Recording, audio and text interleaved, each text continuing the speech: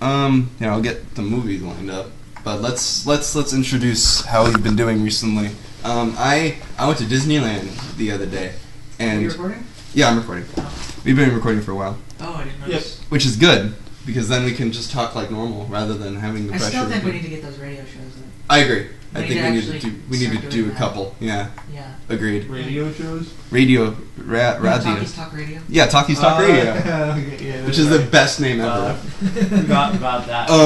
But I went to Disneyland and they redid the Star Wars ride. I've heard that. How did they redo it? They well, first off, it's all in 3D, which is stupid. But whatever. they did another thing where now it's randomized. So Randomized. So like Indiana Jones ride? Kind of. But it's even more than that. They have like 20 different situations. You can go to 20 different rides to like 20 different. Well, okay. Every time you ride, there's 3 different locations you go to. And those 3 locations can either be from the first movie, the second movie, third movie, fourth movie, fifth movie, sixth movie. Oh wow, all 6. All 6. All of this entire series, which means I have to ride that ride several times. But this also means that you could stand in line for 3 hours like I did and end up at the Gunga SeaWorld with Jar Jar Binks. Or you could wait 20 minutes in the Fast Pass line and end up with the freaking Millennium Falcon and destroying the Death Star. Which is amazing! So you could wind up in Gunga City. Or you could be with the Millennium Falcon. Death Star, or you could wind up at Cloud City. Or Cloud City. Or you could wind up at the pod races. At the pod races? Yeah. Those are both from one. Exactly. Gunga City and the pod races are from the first movie. Do you go to both of them? You could go to both of them, but I didn't go to the pod races in the first one in the same like cycle. I only rode it twice. Okay. So you got. So there's not just one thing from each movie. There's several things. It's several things, yeah. Like, would you go to the pod? You didn't. So the pod races aren't part of Gunga City. No. Actually, I went to the pod races. That sounds annoying. Yeah, I went to the pod races, and then I didn't. It sounds like they should just showcase like. Here's the thing. A single movie. Or... I agree, but here's the thing. I went to the Gunga SeaWorld, and then I ended up on the Wookiee planet. Kashyyyk? Yeah. I like Kashyyyk. Yeah, but it's with all the stupid Wookiees from the third movie, and they're all like, "Argh!" And then they jump up on like the Wookiees were the only good part of the third movie. I know, but they look so bad. Like, because they jump up on the window and they're like, "Argh!" And then they slide down the window. And the other thing is, what? They slide down the window because So is it like a little suction cup Garfield box? Yeah, it really is. And they kind of just slide down. So why are you running over Wookiees, you bastard? Because guess who the pilot is? It's not Rex anymore. It's not Rex? It's C-3PO. Because remember, because this happens, I don't know why, this happens before the events of the original. And in the original, every time you ride, Rex always says this was his first flight. So this couldn't possibly be the one before it. So now, you'll never see Rex again. That is devastating. That's terrible. I agree. miss Rex. Rex. I agree. He was my buddy. He was my favorite too. It's so terrible. I thought it was just like that was the joke, that it was always his first time because he kept forgetting how to fly. I know. I agree. I thought that was a part of the thing too, but you're never going to see Rex again. And the other thing that bugs me too is because I guess they just thought that they could cash in more on C-3PO, because everyone knows who C-3PO is. Everyone knows who C-3PO is. The thing is, you're not going to the ride for C-3PO. Well, you do see C-3PO when you go. No, stop. You're not going to the ride for C-3PO. They're not advertising now driven by C-3PO. No, they're not. He's a surprise. It's not a surprise. No, it's not. Not anymore. Well, you're not that's the thing. They're not advertising it being C-3PO as the driver, so it makes no sense to have really replaced the driver. Yeah. Because that's not like a point of advertisement. Yeah, I know. Well, I mean, the other thing is that they advertise it as 3D, but they don't try to hide the 3D. You know, like they don't say pick up your goggles so you can see the sun. You know, they don't say like here's glasses so that here's some sciencey stuff we're gonna throw at you so that it doesn't feel like you're wearing 3D glasses. But that's not what they do. They're just saying pick up your 3D glasses. You know, kind of like how they say latch your restraints, not buckle your seatbelts. You know, like they try to take something that's from our world and they try to make it Star Wars. That's what Star Wars does. They just rename everything. Exactly. You know, but that was the other thing that bugged me. I always thought it was interesting now that paper doesn't exist in Star Wars. No. Well, in every future world, it's either. It doesn't really need paper though. That's what I'm talking about. Well, at this point, it doesn't need paper, but paper doesn't technically exist in Star Wars. Yeah. Well, because like they never invented it. No. Well, I mean, in every future science fiction thing, it's like there's never paper. There's always like luminescent things that you can see through, which seems far more annoying than paper. No, that's not true. Apparently, you didn't watch the original Star Trek series. Oh, yeah, right. But the Star Trek series, didn't they just have like screens? Yeah, but there were planets they went to with paper. Yeah, but the so main people. Take that. In Star Wars, in Star Trek, they have books still. Oh yeah, I guess they have books too. Yeah. Okay, I stand corrected. I'm sorry. I didn't take into consideration Star Trek.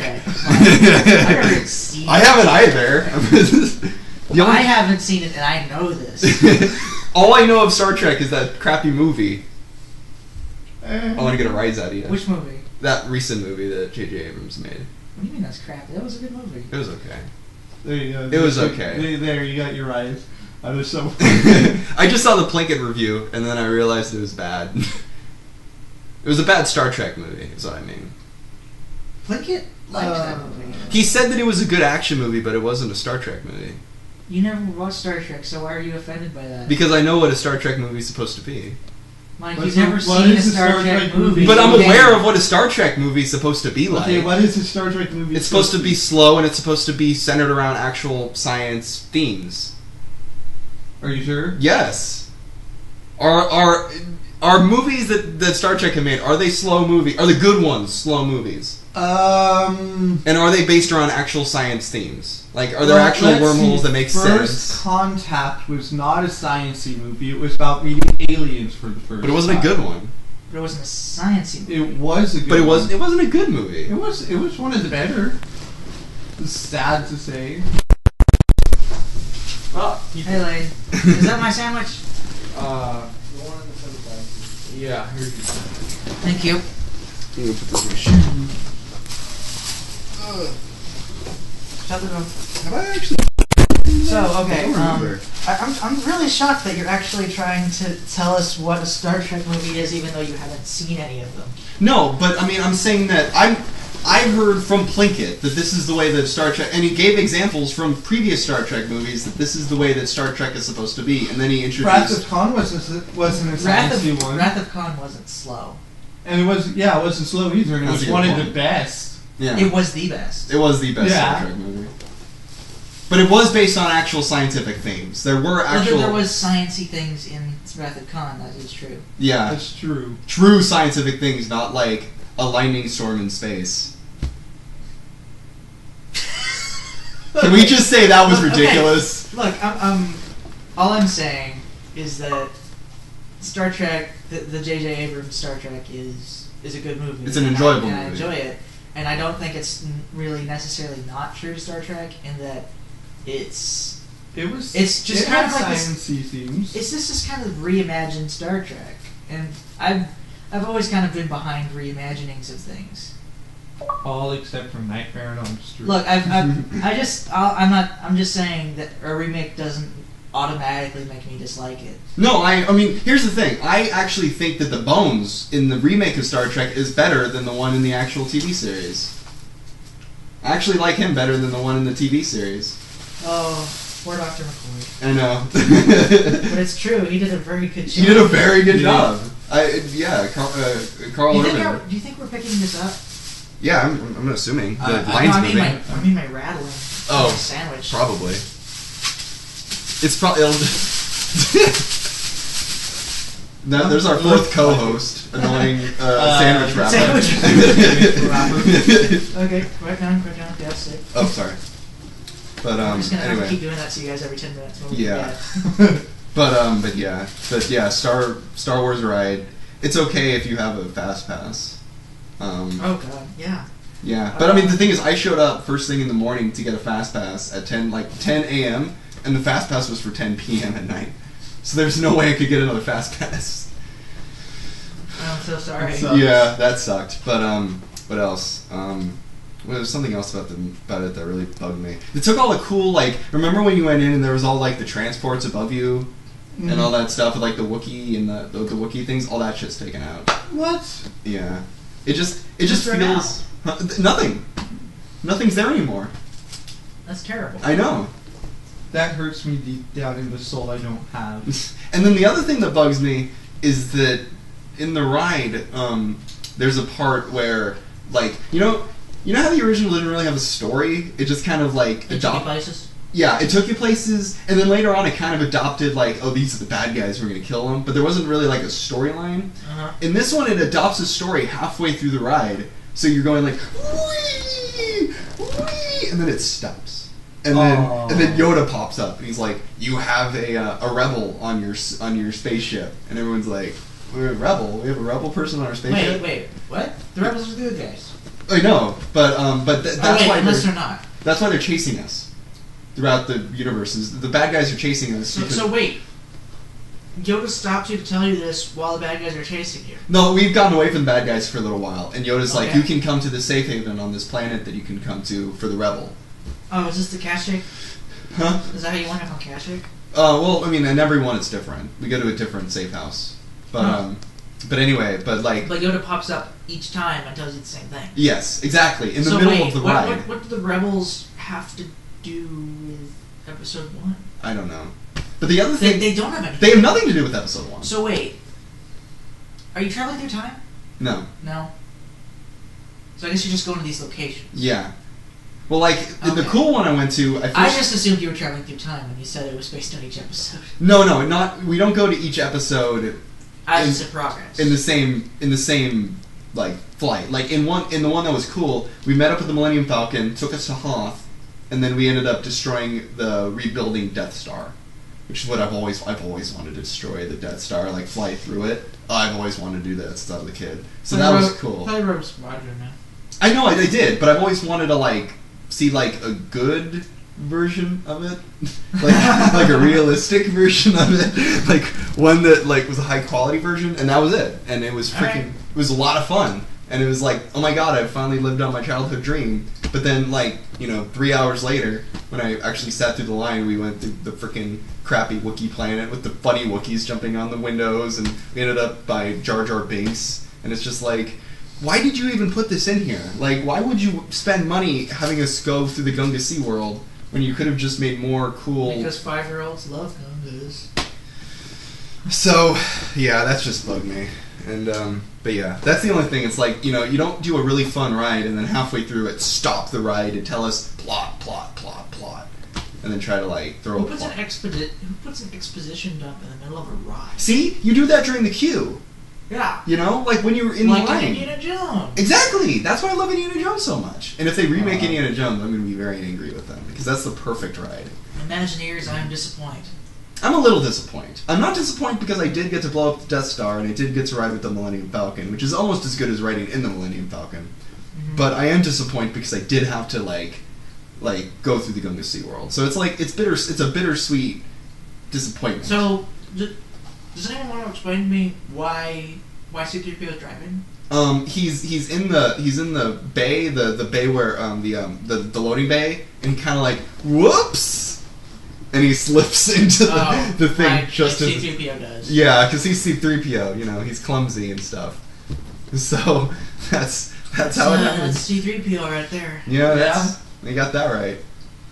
So yeah, that's what happened there. I have another. It seems I took a wrong step. Yeah, exactly. Another story. When I was working at this grocery store, and one of the things I had to do was I had to clean the restrooms, and I realized that the women's restroom is far worse than the men's restroom. Men's restroom might have some pee on the ground, or someone might have pooped on the ground, but the women's restroom. Someone took a dump in the urinal. Yeah, exactly. That's happened. I've had to deal with that. Girls' restrooms are bad because I don't know if you know this, but there's a box next to the toilet where they put all of their sanitary, stuff. And I wouldn't know. I've never been in one. Oh yeah, well see, I didn't know this either until I had to clean it. And they have this metal box full of their tampons, used tampons. And yeah, and delicious. I know. Well, the thing is when you open it, it's like you just feel that musk cover you. Oh god. Surround you. You smell I popped the biggest lid. the biggest. I feel like I was gay for about 2 seconds after I opened that. No. Like, I don't want to go anywhere near vagina. For several hours. For several hours. Mike was sporting a Woody from all the menstruation smell. It was like a mist of menstruation was surrounding my face. I couldn't get away from it. Okay. We need to start a band. Mist of menstruation. Yes. And so, but the thing is that But the thing is that we had to put, in order to get it out easily, we have to have bags in there so that we can just close the bags and pull the bags out. But for some reason, whoever did it before me didn't put a bag in. So I had to reach with my hands into the bottom of the box. Through tampons, through napkins, all the way down. And then, like, I thought just opening it smelled bad. But then reaching in and pulling it out, it was... Okay, I could... The second I had to do that, I'd be like, I quit. Yeah, I'm it's done. like I could see it. I could see that coming out. Like, it was... I could see, smell. like... I could see a red mist. A red and brown mist. Just... Whoa! And cover my face. I think you unleashed a demon. I think I did. I opened it up, and I just had. You know what they say? Whenever negative energy exists long enough in a place. Zach Baggins jumped in, and he's like, "Guys, we gotta do some EMF meters in here." Then he ran into the sink. Yeah. Then he like stuck his head in the toilet and flushed it a couple times. He pulled that out. I was like, "I'm done. My hair's perfect." And then he ran out. But I'm glad we recorded that. So here I am with a pile of bloody tampons. Here I am with a pile of bloody tampons. I know. So I have a pile of bloody tampons in my hand, and I'm like.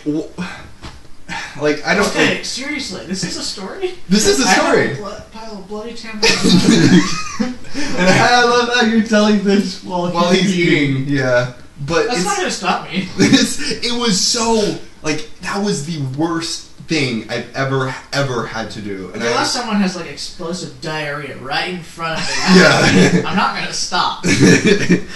But so yeah, that was really, and there's 2 of them. There's 2 boxes in the restroom, so I had to do that again, which was a lot of fun.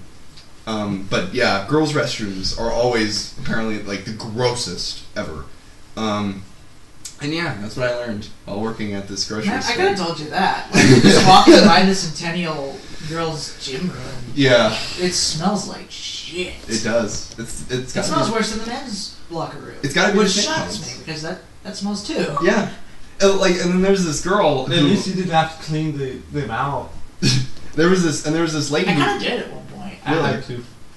There was this and there's this lady who worked there who started complaining to me like the restroom's starting to smell like pee. I'm like, well, it's a restroom. What do you want me to do about it? Like, it's gonna always smell like pee. Restrooms smell like pee. Restrooms. That's where we pee. Can't help it. It's like, I'm sorry that it doesn't smell like roses to you. Look, if the restroom smells like pee, stop pissing on the floor. Yeah, it's like, I'm sorry, but I can't do anything about that because that's just what a restroom smells like. Stop pissing in the potted plants, man. So I started pissing on the ground for them. But and yeah, and then there's another story I have where right. If you want the women's restroom to stop smelling like pee, you gotta start marking it with your scent. I go in with the big old mop bucket and I just pee in the bucket. And then just start rubbing it around the walls. That's one way to work. Was this actually about our lives? Or are we progressing through that situation? I think so. We're just getting there. I'm gonna be that. We'll call this Tangents. Yeah, Tangents. It's our experimental album. Yeah. Then there's this spoken word album. I live in You are artistic, and others can relate to you. Oh, that's really? my fortune cookie. Mine. and there's pennies in here. But I anyway, didn't finish reading it.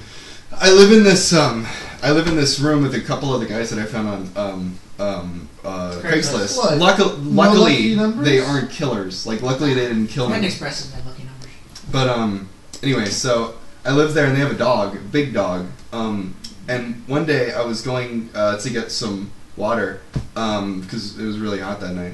And I got up and I was walking to the kitchen. And the way that it's set up, it's like all the bedrooms, this big ass room, and then the kitchen.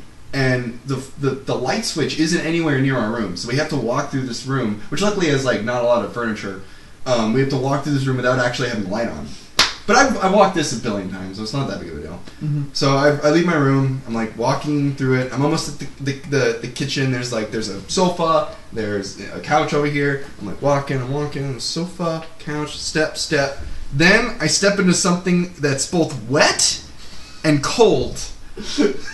Oh, I got it. It was custard. It's custard, exactly. It's custard. And that's what I found the custard mines. So guys, I've struck custard. We can go back there. We can mine What's this the theme shit. of the Beverly Hillbillies? What? What's the theme of the Beverly Hillbillies? Oh, bubble and crude. Yeah, we need to like rewrite that immediately. Custard. Black gold. More like There yellow, will be custard. more like yellow off-white gold. I drink your Your custard. I drink it up. Anyway, but so My I. dad's really sick right now with the internet, so I'm trying to get you guys to stay relatively quiet. Sorry.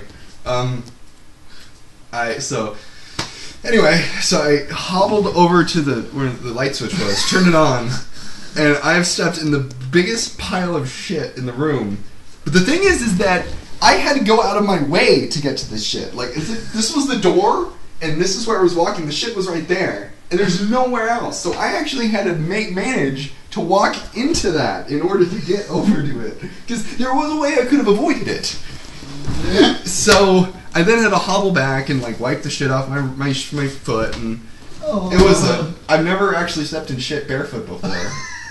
I gotta say, it was an experience. I must say that I wouldn't change it for the world. And Mike popped the biggest wood. I'm like, God damn it! If only there were tampons.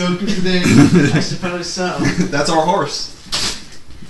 That's my horse. Yeah. But So, anyway, Nick, how's your life? Or are you done? I'm done. I think. You sure? Unless I come up with anything else, I'm pretty sure I'm done. Not got any more stories? I don't think so. Alright, Nick, so how's life? How was your trip to New York? Way too much walking. New York is nothing but walking. Yes. Yeah. Apart from that, it was fun. Did you What jump else? off the Empire State Building? No. I've always wanted to. Did you go skydiving off the Statue of Liberty? They wouldn't let me do that either. That's- Something about it being really sucks. arrested and It sucks. They illegal have panes of crap. glass around the Empire State Building now. You can't even sit on the side of it anymore. Oh, so terrible. It's very aggravating. Can't even throw pennies off. You can't throw pennies unless you just toss it over the thing. It's really ridiculous. But I'm pretty sure they noticed such an obvious arm movement. I mean, if it looks like you're shooting Don't let free you do throws, anything. Yeah. Anything else, Nick? Anything else, Nick? We gotta get you in talk mode. How's your homework been? Oh, that's right. You don't go to I school. don't go to school. I'm I don't retarded. go to school. Yeah, you see, I was stupid. Left out of high school.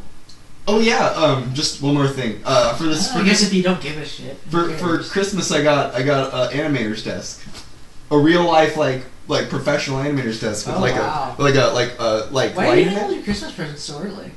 Because I'm gonna go to Texas. Like on the 22nd. So. To visit his family. So Oh. Phelan just gave me all my stuff, like the other day. Phelan and my brother got me my stuff like yesterday. So Okay. I could actually open it and they could see my reactions, and I could see their reactions. But yeah, I got an actual animator's desk. She built it herself, and it's fucking awesome. I can't wait. Built it herself. She built it. Her and her dad built it themselves, and Oh, wow. it was very cool of them. But yeah, just wanted to say that because it was really cool. But anyway, Nick, sorry, continue with your stories of New York City. Let's see. Stories of New York City.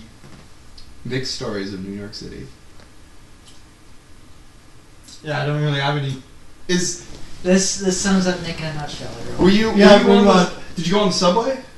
Yes. Did you all hold hands on the subway? No. Let's all Hold hands here on the subway. 'Cause we've been stuck down in the dark for way too long.